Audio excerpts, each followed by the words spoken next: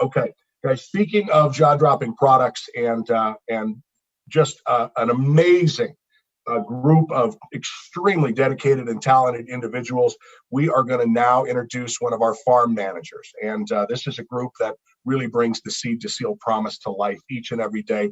With a bachelor's degree in environmental soil and water science from Utah State University and more than 25 years of experience in agronomy and crop production consulting across the globe, David Little joined Young Living in the spring of 2017 as the manager of the Young Living farm in Mona, Utah. David was able to work closely with Gary Young, who taught him the art and science of natural and sustainable production of aromatic crops.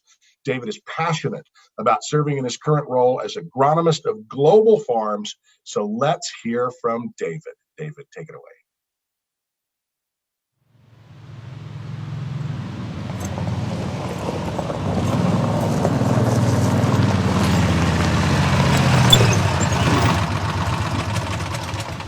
Welcome to Young Living Farms. My name is David Little. I'm the agronomist of Global Farms, and I'd like to take you on a tour today of the Mona farm here at Young Living and be able to share with you some of the regenerative organic practices that we use at our farms. Right this way, we're at the Mona farm greenhouse, and behind me are 150,000 green starts of goldenrod. Where do these come from and why do we care? Well, let me show you. Have you ever wondered why it is that Young Living essential oils are the most effective of any essential oils on the market? It all starts right here. This is a bottle that we store our seed in, non-GMO, pure seed. Now, every plant has multiple species, and of those species, multiple subspecies. Young Living takes special care to study out the specific species and subspecies of plant that can provide the proper genetic expression of essential oils to have all of the constituents so that it's effective to work with our body and support natural wellness. In this jar, I have a little over 3 million goldenrod seeds. Those goldenrod seeds are then planted into trays like the ones behind me. And we're able to grow these little starts that then get transplanted into the field to produce the natural essential oils, pure and simple.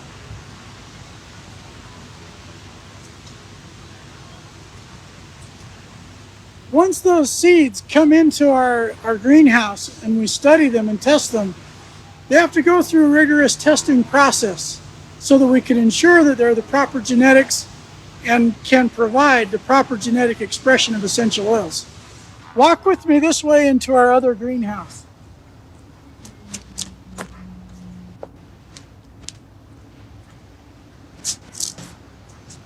Behind me are about 250,000 lavender starts.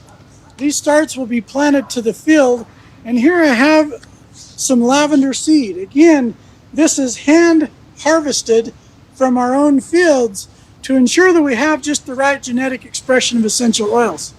When it's time to harvest for the production of essential oil, we save our best plants back and allow them to go to seed. And then we harvest that seed to bring it in and be able to plant our crop for the next year. I would like to take you with me into our industrial hemp licensed grow room where we're doing a trial on the genetic expression of CBD in our industrial hemp plants.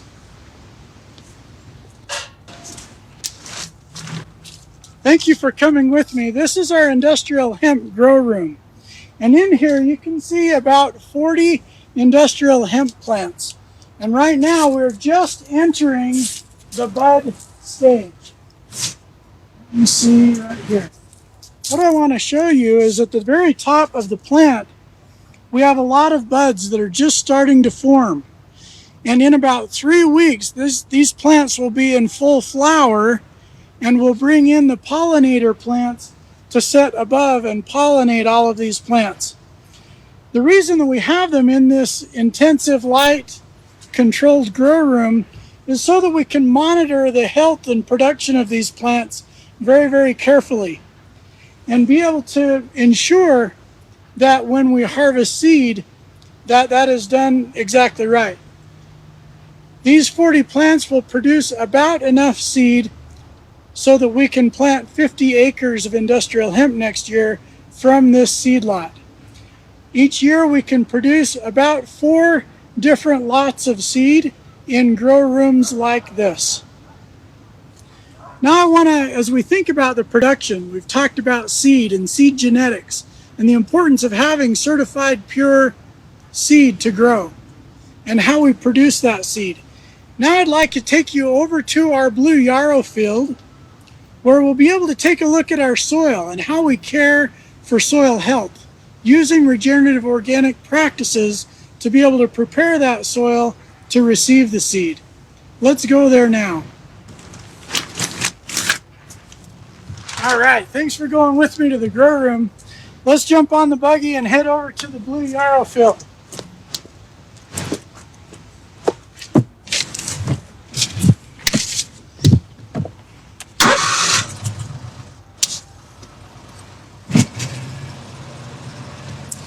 While we're driving over to the blue yarrow field, I would like to share with you some fun facts about Young Living Farms.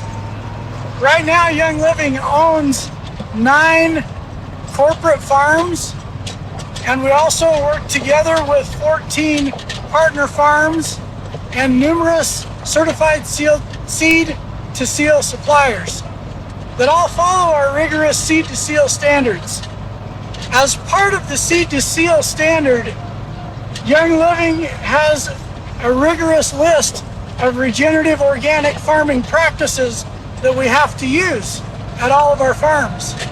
Now bear in mind that every farm is different. Right now we are at the farm in Mona, Utah. It's a very arid region, high elevation of 5,000 feet, and so only certain crops will grow well here. But then so here at Mona, we have a very specific set of insects and weeds that we have to deal with as pests. If we go to our farm in Ecuador, that's a tropical region. A lot more rainfall and moisture, very humid. So a very specific species and types of plants grow in Ecuador. Then we go to our farm in France, different climate, different environment. And then to our farm in Croatia and Tabiona and Canada and all over the world where we have our farms, very different climate, very different environment. And so with those different environments and climates, we have different insects, different weeds, different challenges at each farm. And so the regenerative organic practices that we use at each farm are very different, very specific to that farm and what its challenges are. We use regenerative organic practices including cover crops, organic fertilizers like compost and mulch, amendments of organic microbes. We also use beneficial insects like butterflies and praying mantises. And in Ecuador, it's a different set of insects that we use that are predatory insects on the insects that like to eat our plants. For weed control, we use weed burning and manual weeding. We also use inter-row cover crops. A lot of different regenerative organic practices. And we'll talk some more about those in a few minutes. But right now, we're just entering our blue yarrow field. And I want to share with you an experience that I had with Gary Young right here in this same blue yarrow field.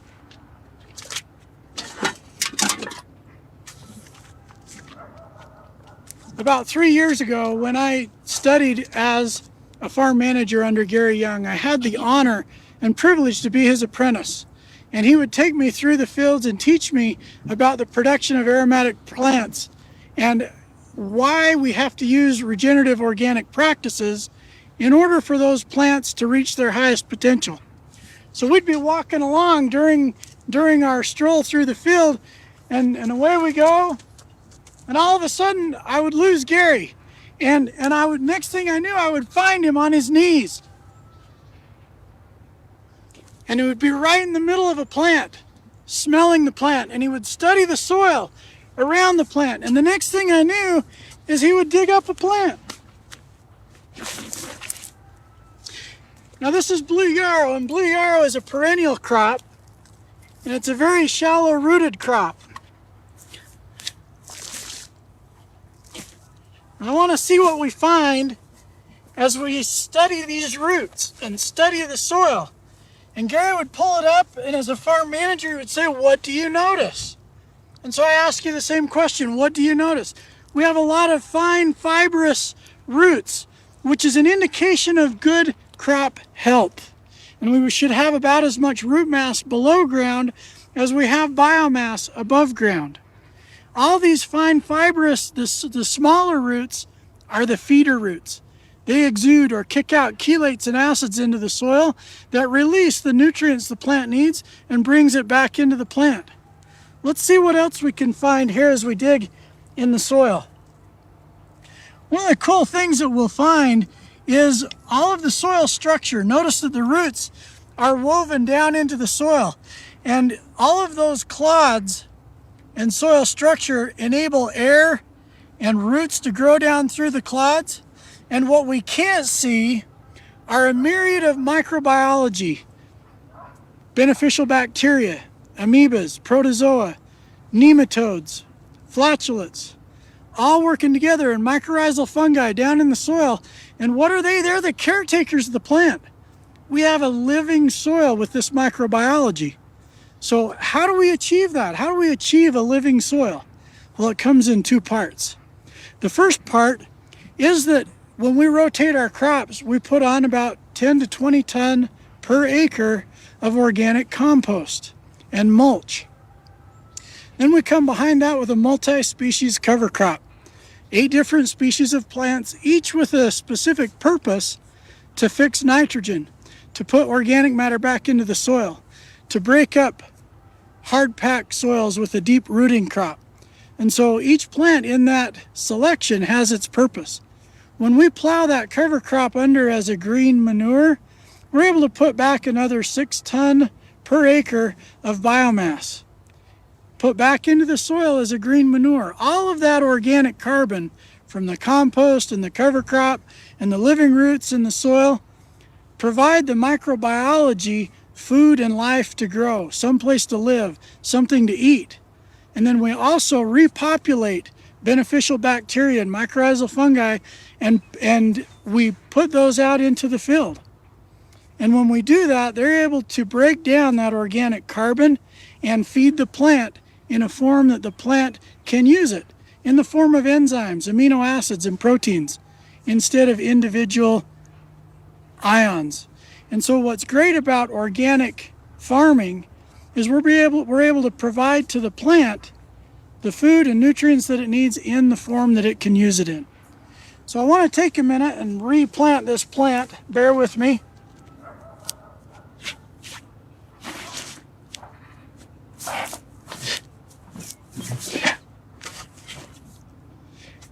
And I'd like to have you come with me over to our beehives. We talked a little bit about integrated pest management and the importance of using natural biological systems to manage our pests. Let's go there now.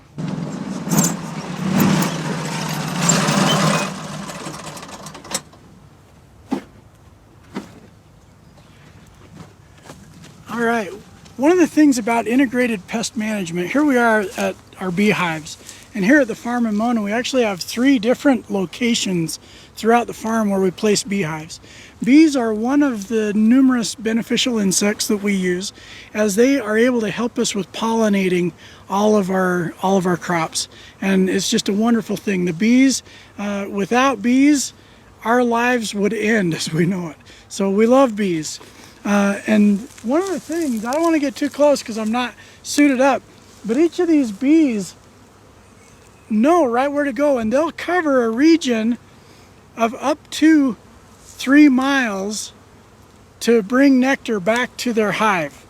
On another occasion, hopefully we can get more into bees because they're very, very interesting.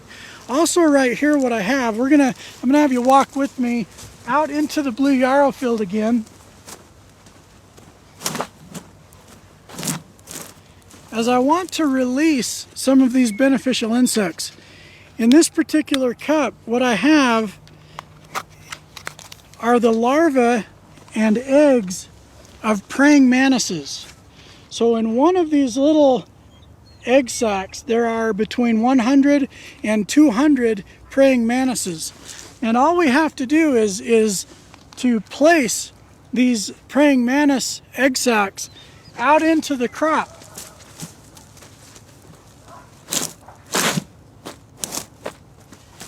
And as we nest the praying mantis nest down in the body of in between two plants, those praying mantises will hatch and raise up, and they eat the aphids and some small beetles and white flies, and make it so that the little bugs that chew on our leaves and eat our crop and harm the crop, it doesn't cure the problem 100%, but it keeps it in a manageable condition so that we can harvest a good healthy crop. Let me place one more praying mantis sac.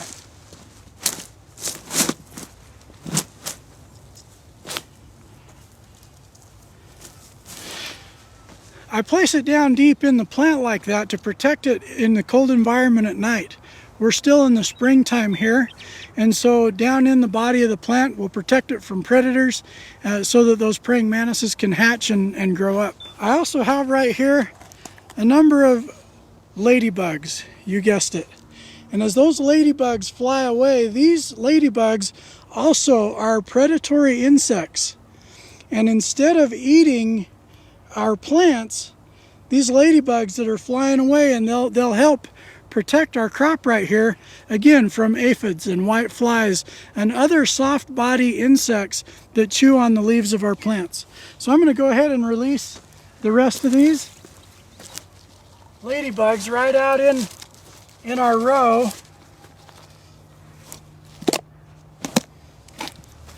And so all of these ladybugs that you can see right here getting ready to go, in time they'll take flight and they'll move to other areas in the crop, and eventually they'll spread out across the crop looking for aphids, white flies, other soft body insects, and help us to preserve a naturally healthy crop for the production of essential oils. At this point, I want to take you back over to our show row where we're doing some research on some additional regenerative organic practices.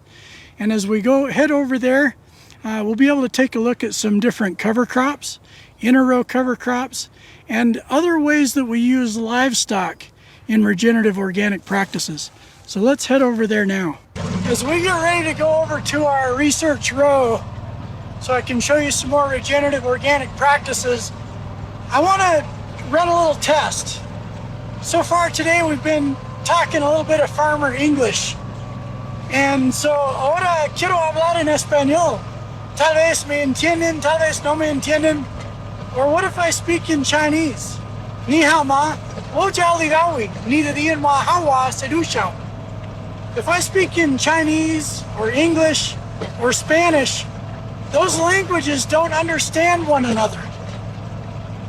Moreover, some of the words in Spanish and some of the words in Chinese don't translate to English. My body, your body, does not speak synthetic. Okay, so as we talk about all of these organic, naturally sustainable farming practices, I want you to kind of connect the dots here. Why is that important? My body doesn't speak synthetic, your body doesn't speak synthetic. So when I rub some cream on my body or take some synthetic product internally, my body doesn't know how to use that. It's a foreign material. So some of it just passes out the back end when I go to the bathroom. Some of it gets hung up and causes side effects.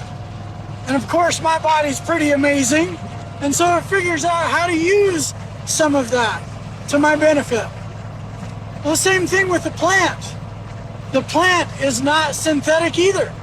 It's natural, it's biological. So I don't know who it was back in 1906 that discovered that they can manufacture synthetic nitrogen and synthetic fertilizer and put it on the crop. I'm gonna put $50 worth of nitrogen on my field and get $100 of crop back. Oh, cha-ching, ching, it all became about money. But you're killing my soil. All of these chemicals that they're making and synthetic fertilizers to spray the weeds and the bugs and to put synthetic fertilizer on the soil, you're killing my microbiology. All those little microbes that are the caregivers to the plant, that feed the plant in the form the plant knows how to use it. Amino acids, enzymes, proteins, plant food in the form the plant knows how to use. So the plant doesn't have to create those building blocks. It can just go to work and grow and reach its highest potential. So right now we're just arriving at our research row. Here, what I want to show you, I'm standing on the corner of a muddy field, but if we'll look down here, this is mustard caliente.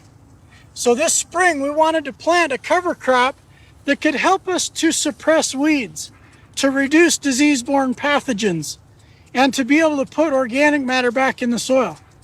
Guess what? Mustard caliente has the ability to do all of that.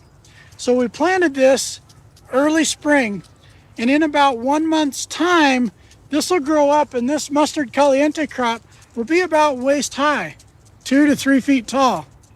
When we plow that under as a green manure and then immediately plow it into the ground and irrigate it to seal the soil, it releases a natural fumigant of a cyanide gas that is able to neutralize or sterilize the weed seed. So we get reduced weed growth. It also sterilizes pathogens, so we get reduced soil-borne pathogens and fungus and diseases in the soil. It also helps us to put back about 8 tons per acre of organic matter into the soil to feed our crops. This is an amazing thing and a big part of our regenerative organics. Walk with me this way as we come across the road to an inter-row cover crop.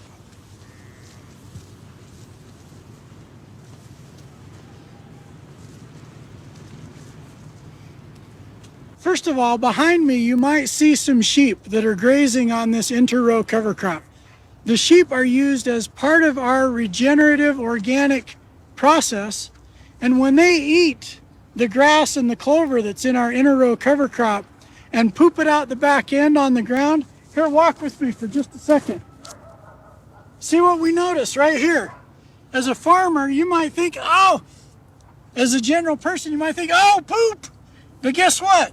As a farmer, I get pretty excited about this because the sheep, they eat the biomass, the organic matter, and it comes into their stomach.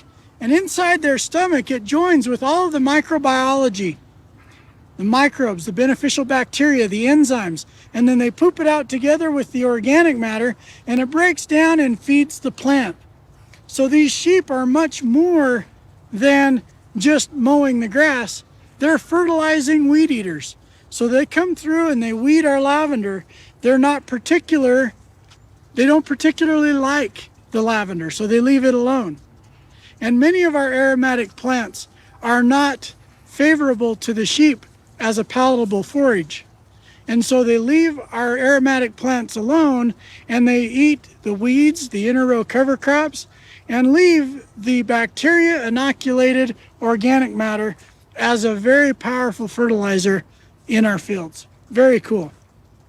So right here behind me, the study we're doing is on more efficient irrigation systems.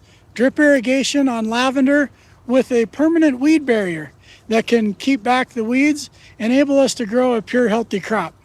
When it's time to harvest this lavender, we then come through and mow the grass, and clover, and then we can harvest only the lavender that gets distilled in our distillery. As we talk about regenerative organics and all of the things that we do, you might wonder, why is it that we do this? Why does it matter? I want to share one more Gary experience with you. I had been here at the Young Living Farm for about 3 months when Gary and I rode back to the farm in the evening. And as we were riding back to the farm, I was just contemplating how big Young Living is. The fact that we're worldwide and how big of an empire Gary had built. And I commented to Gary, I said, Gary, this is amazing, this empire that you've built with Young Living. And he just shook his head. And he said, David, it's not about the empire. It's about the one. Everything that we do at Young Living is about people.